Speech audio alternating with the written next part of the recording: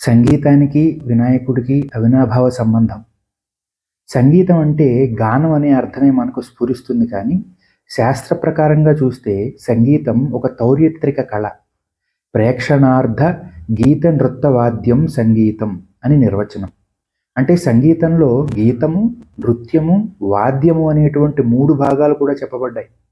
కర్ణాటక సంగీత సంప్రదాయంలో గణపతి ప్రధానమైనటువంటి ఉపాస్యమూర్తి. ముత్తుస్వామి దీక్షితార్, త్యాగరాజు, పురంధరదాసు వంటి అనేక మహామహులైనటువంటి వాగ్గేయకారుల చేత చాలా మధురమైనటువంటి కీర్తనల్లో స్వామి కీర్తించబడ్డాడు. అటువంటి గణపతి యొక్క ఈ తౌర్యత్రిక సంగీత స్వరూపాన్ని 18వ శతాబ్దానికి చెందినటువంటి ఒక సంస్కృత కవి ఢొంఢిరాజు అనేటువంటి ఆయన తన విశాఖదత్తుడి ముద్రారాక్షస నాటక వ్యాఖ్యలో చక్కగా వర్ణించాడు.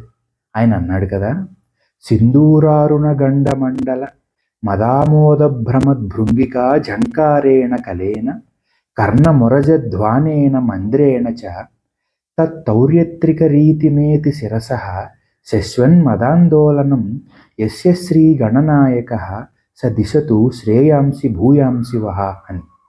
గణపతి యొక్క ఎరుపు రంగులో ప్రకాశిస్తున్నటువంటి చెక్కిళ్ళున్నాయి. ఆ చెక్కిళ్ళ మీద మదజలం స్రవిస్తోంది. ఆ మదజలానికి ఆకర్షించబడి అనేకాలైనటువంటి తుమ్మెదలు దాని చుట్టూ చేరి ఝంకారం చేస్తున్నాయి. ఆ ఝంకార ధ్వని కలధ్వని, అంటే అవ్యక్తమైనటువంటి మధురమైనటువంటి ధ్వని.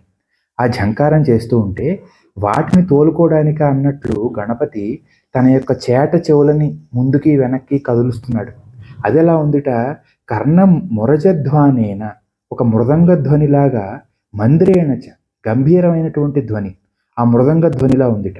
దాంతో పాటుగా ఈ ధ్వనులు రెండింటికి సమన్వయంగా శశ్వన్ మదాందోళనం శిరసః, రసానుభూతిలో ఓలలాడుతూ ఆయన తన యొక్క శిరస్సును మెల్లిగా కంపిస్తున్నాడు, శిరకంపనం చేస్తున్నాడు.